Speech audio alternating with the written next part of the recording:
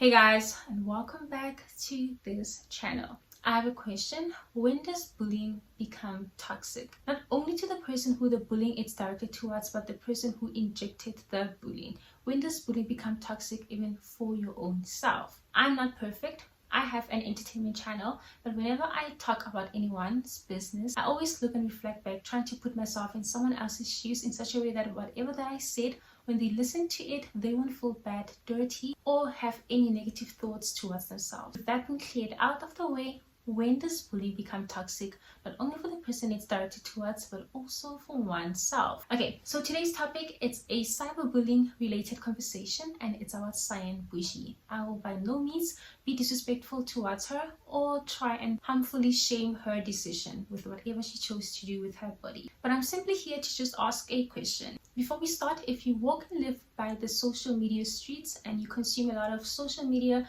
related content such as Twitter, myself, you will notice that we have actually lost some few lives due to cyberbullying, right?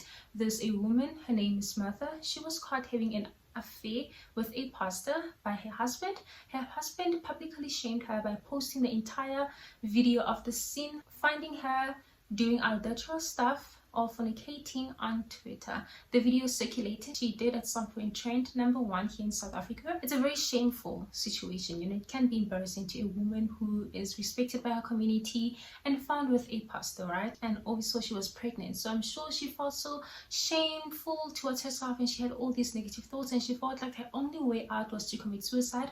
The reports and rumors are saying that she ended up taking her own life in a form of suicide. May her soul rest in peace. Social media can be toxic. See, now I consume a lot of Twitter, and it's because I always reflect to the year 2017 when I was at my lowest.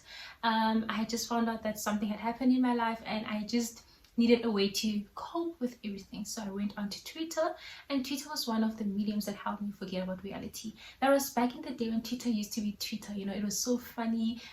Till this day it can be funny, but I feel like it has a lot of dark humor more than just positive humor. Back in the day, humor was not just related to people. It could have been just about anything and everything, And those days, I would always log onto Twitter and laugh so hard and forget that I'm going through the most. Obviously, it helped me go through that path and that moment. So obviously, I fell in love with the social media platform. Some of the conversations that I bumped into on Twitter, yes, are funny, but at the cost of someone's life.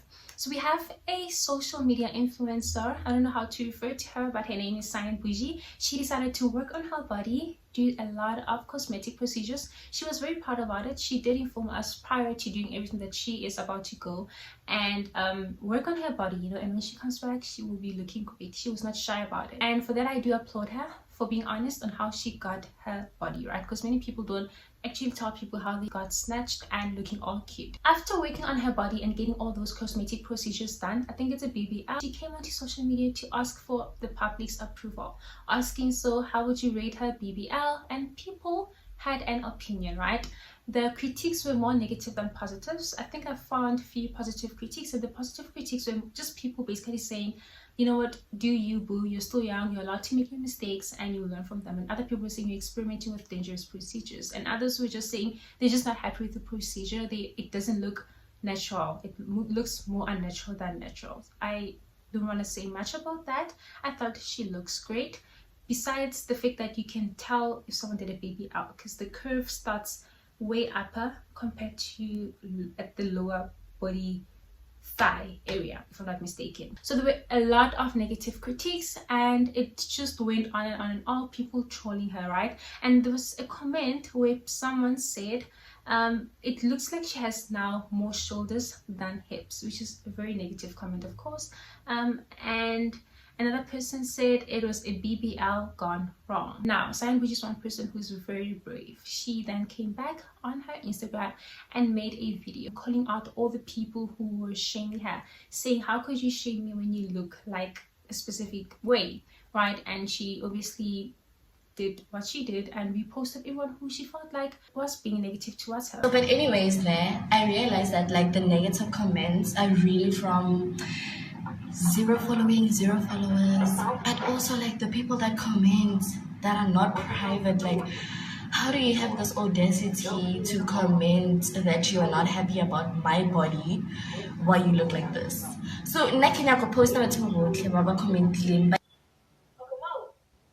that was definitely violence being chosen. Hey man, we live in times that if you don't fit a specific body criteria, you're not sexy according to a certain type of group of people, which is not true, because beauty comes in different shapes, colors and forms. Let's stop there. And also, can I just take off my hat to today's generation, including myself and you guys who are probably watching this video, because we live in times whereby there's just so much unrealistic expectation. The expectation that's just set before us, it's unrealistically, unattainably, unachievably impossible. How can we all fit one beauty standard? It's almost unfair. My biggest fear is at some point anyone can be, even CYAN, losing it to the point of the social media cyberbullying being too toxic to the extent of which she can't even handle it anymore.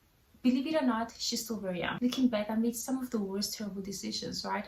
And if you don't have proper guidance to guide you, you're bound to even make more dangerously terrible decisions in your life. But at some point, we live and we learn, and we learn from those mistakes, even though some mistakes are more permanently terrible compared to others. But either way, a mistake is a mistake. In conclusion, freedom of speech, it's a thing, and everyone is entitled to their own opinion. But in our judgment towards others, especially publicly and outly, can we be more kind and considerate? Can we put ourselves in other people's shoes? If we can just be a little bit more kinder, this world will be a happy place. And it doesn't take a lot, guys. You can just avoid toxic situations. If you see a toxic conversation going on Twitter, don't engage in it, don't comment on it, don't add more value to it, because it affects the person who it's directed towards. It is cyberbullying, and that person, hopefully they don't get all these negative thoughts and end up taking their own lives. That's the last thing we want. If you can, guys, please spread love, spread positivity, and try and be kind. If you can, avoid the comment section, especially engaging in it.